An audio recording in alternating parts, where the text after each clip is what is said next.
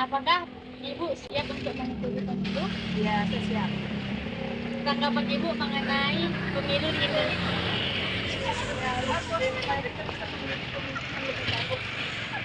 Bagaimana tanggapan Ibu mengenai seseorang yang tidak menggunakan hak suaranya atau golput?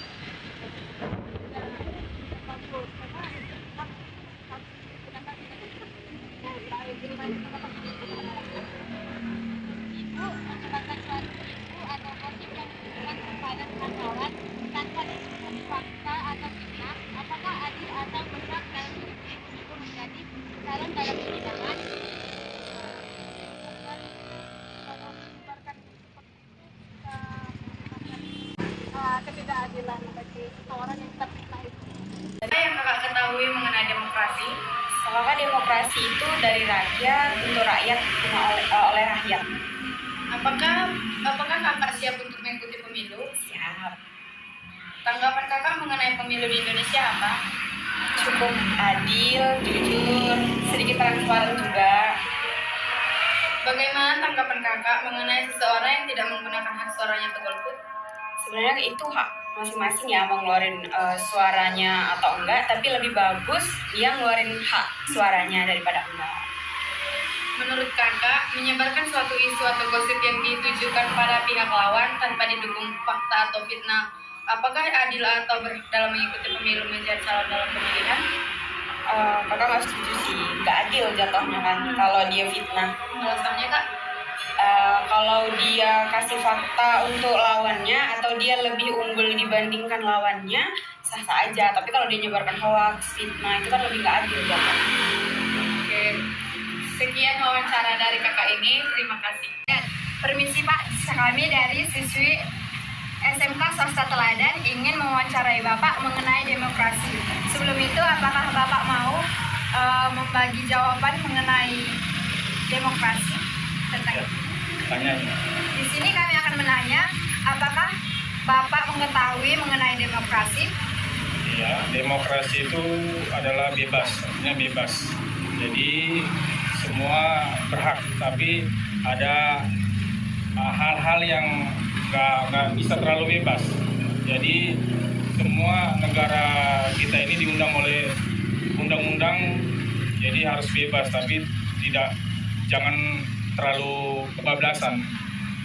Jadi hanya biar kalau demokrasi itu bebas, ya kita harus taat pada undang-undang, tapi jangan kebablasan.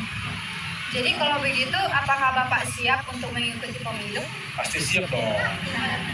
Tanggapan Bapak mengenai pemilu di Indonesia ini bagaimana? Sudah bagus, sudah dari pusat sampai desa, dari provinsi sampai desa, sampai ke kota-kota kecil sudah bagus semua. Jadi kita harus tetap jaga, tetap jangan pernah mau diiring dengan isu-isu yang tidak baik, karena pemilihan ataupun pemilu di negara kita ini sudah bagus. Jadi Pak, bagaimana tanggapan mengenai seseorang yang tidak menggunakan hak suara atau golput? Mungkin kalau dibilang itu hak masing-masing ya, tapi kalau kita kembali lagi ke demokrasi, ya sangat tidak baik, karena nanti suara kita itu bisa dipergunakan dengan hal-hal yang tidak baik oleh orang-orang yang tidak bertanggung jawab. Makanya kita disarankan kita harus ikut dalam demokrasi ataupun pemilihan. Menurut Bapak, apakah menyebarkan suatu isu atau gosip yang ditujukan pada pihak lawan tanpa didukung fakta atau fitnah, apakah adil atau berhak dalam mengikuti pemilu menjadi calon dalam pemilihan?